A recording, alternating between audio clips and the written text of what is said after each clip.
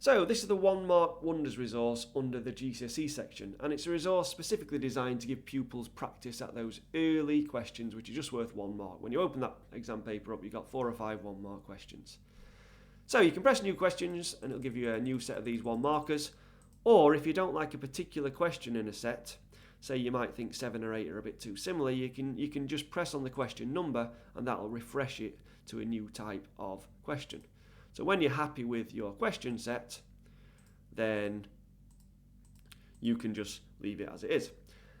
The nice thing is, maybe you've got year 11 4 times a week and you might want to test them 4 times on the same set of questions, so you can just press the lock button here now, and then when you press new questions now, you'll see the question type is not changing for each one, so you can create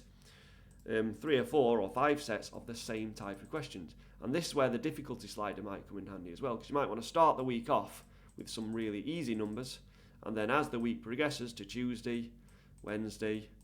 Thursday and Friday, you end up with the same style of questions but with just much harder numbers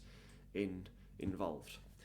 So that's the GCSE 1 markers. One other thing I've not mentioned is obviously you can hide all the answers all at once, but then you can also toggle answers on and off just by pressing individual cells as well.